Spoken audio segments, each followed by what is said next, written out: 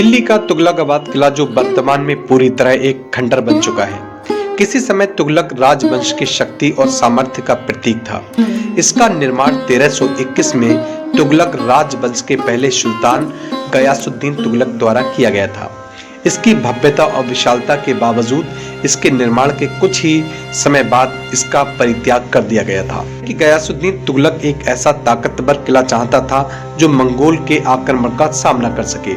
इसलिए उन्होंने अपनी तख्तपोशी के तुरंत बाद नगर का कामकाज देखना शुरू किया और दिल्ली के सभी कामगारों के लिए किले पर काम करना अनिवार्य कर दिया। उसी समय के आसपास सूफी संत हजरत निजामुद्दीन औलिया अपनी खानकाह में एक बावली सीढ़ीदार कुआं का निर्माण करवा रहे थे। कामगार पूरे दिन किले पर काम किया करते थे और रात में बावली पर। इससे सुल्तान गुस्सा हो गया। उन्होंने निजामुद्दीन के लिए तेल की आपूर्ति पर रोक लगा दी ताकि बावली के निर्माण स्थल पर चिराग न जलाया जा सके। इससे निजामुद्दीन औलिया भड़क उठे और उन्होंने अपनी रहस्यमय शक्तियों का उपयोग करते हुए कुएं के पानी को तेल में तब्दील कर दिया। उन्होंने ये कहते हुए तुगलकाबाद को यानी कि बद्दुआ दी, या रहे उजड़ या बसे गुजर, या तो ये उजाड़ रहेगा या फिर या खाना बदोश चरवाहे बस जाएंगे। कहते हैं कि जब गयासुद्दीन तुगलक अपने बंगाल अभियान पर थे तब उन्हें पता चला कि कामगार उनके आदेश की अवहेलना करते हुए औलिया की बावली का निर्माण कर रहे थे। इतना गुस्सा आया कि उन्होंने अपने लौटने संत को यही सजा देने की कसम खा ली। ये सुनकर निजामुद्दीन औलिया ने बद्दुआ देते हुए कहा, हनूज दिल्ली दूर अस्त, दिल्ली अभी दूर है। ये बद्दुआ वास्तव में सच्चा साबित हो गया।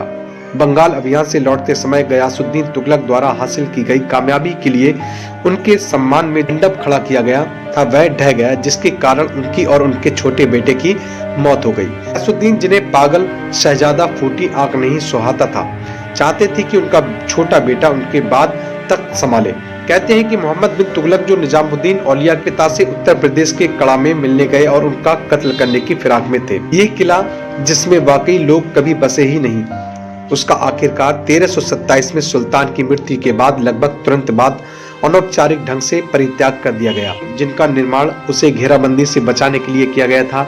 वर्तमान में भी सभ्यता निजामुद्दीन औलिया के यानी कि बद्दुआ के कारण पतन और नाश की स्थिति में है। पूरी तरह उजाड़ पड़े हुए इस स्थान पर अब केवल अवैध निवासियों का बार बार आना जाना लगा रहता है। तुगलकाबाद जहां खंडर बन चुका है, वहीं निजामुद्दीन की दरगाह पर उनके चाहने वालों की भीड़ लगी रहती है।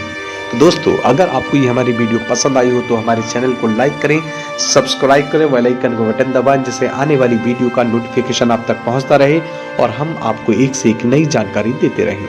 जय हिंद, जय भारत।